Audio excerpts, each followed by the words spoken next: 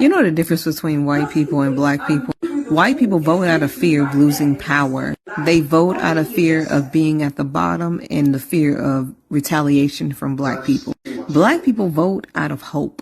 We have hope that things are going to change for the betterment of us and everyone around us. White people vote for exclusivity so they can be the only ones to have access to certain things. Black people vote so everyone can have access to anything. We open the doors for everyone. White people vote out of hate. They hate to see anybody else above them. Black people vote out of love. The love for community, the love for family, the love for their area, their people, no matter if they're black, white, yellow, or orange, hoping that everyone will be able to get a leg up. And yet y'all follow white folks and wonder why nobody wins but them.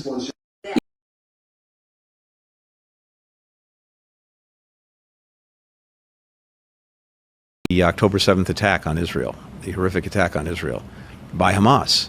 The Israelis were insisting that in the north, Hezbollah from Lebanon was about to attack. And they wanted to strike preemptively against Hezbollah. And President Biden said, look, we're with you. We'll always be with you in defending Israel. And if you're attacked, we're there. But we're not there if you're going to start something.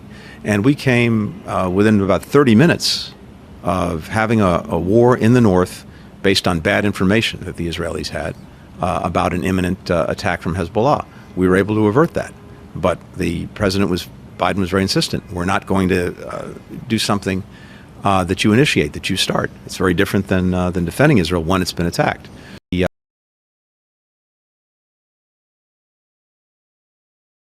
Many people around the world see the state of Israel as a country that is exclusively using military force, that has killed 70,000 people in Gaza, that is doing nothing to create a sustainable future for people there.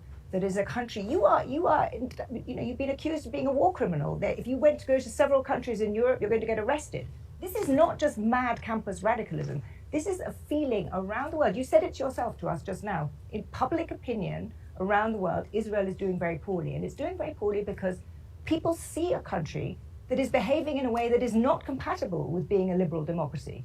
And therefore, I think you have a problem. I think that loss of public opinion, what struck me from your autobiography was how subtly and for how long you have understood this. You know that political power comes from public opinion, and you know that you need to win the battle of public opinion, and you're losing it. You've absolutely lost it in Europe, but much more worryingly for you, you're losing it in America. And I think that what you've just told me about fanaticism is true in part, but it is not going to shape public opinion. People are going to roll their eyes and say, he's saying that anybody who says anything critical about Israel is anti-Semitic. He's giving this large, this story about fanaticism, and he's not accepting the fact that Israel is behaving in a way that we think is incompatible with the kind of liberal democracy that he claims. Well, the liberal democracies that fought the battles from World War II to Afghanistan to Iraq and so on, the ratio of combatants to non-combatants killed was 6 to 1, 7 to 1. In Gaza, because Hamas was forcing people to stay in urban areas at gunpoint, the ratio is about 1.5 to 1. And we lost a lot of soldiers because we didn't carpet bomb. We didn't do it. We didn't do. People have different ratios as well. I'm telling you, you don't actually. The fuck would anyone go to war for you? I'm 100% disabled fucking veteran. And guess what they do when you get out?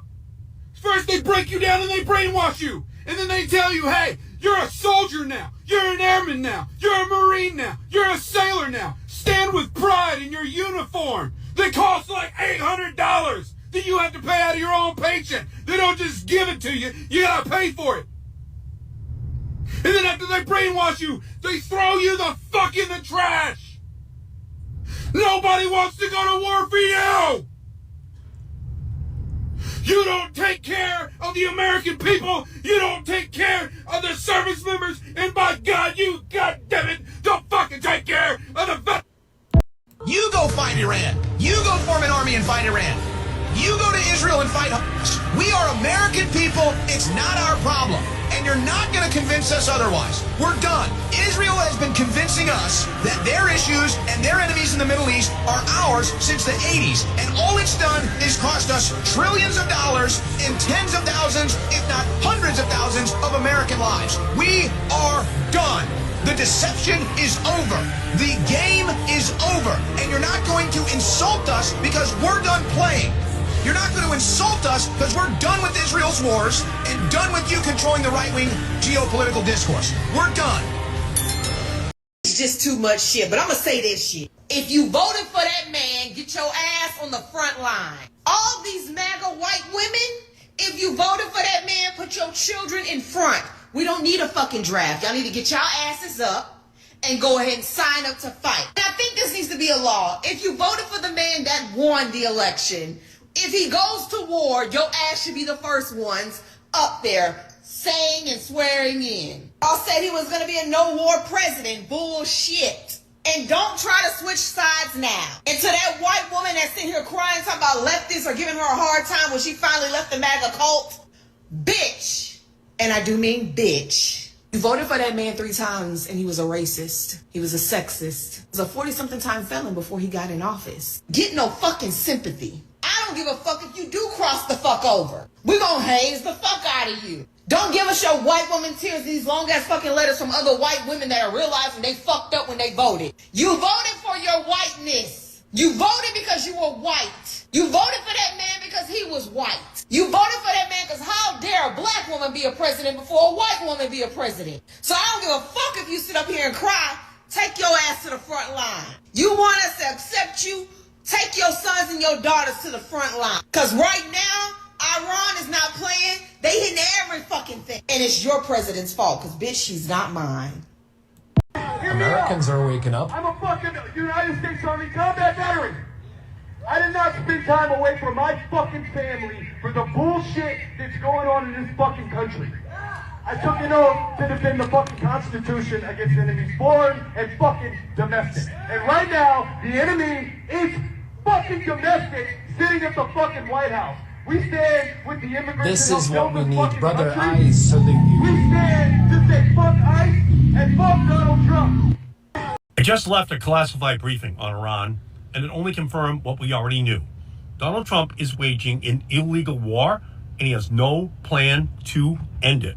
Today, he said we attacked Iran because he had a feeling, but we know the truth. Trump is lying about Iran's nuclear capacity. He's lying about Iran's missile capabilities, and he's dragging the United States into another endless war in the Middle East. Trump is completely out of control, and Americans have already lost their lives because of his lies. The war in Iran must end now.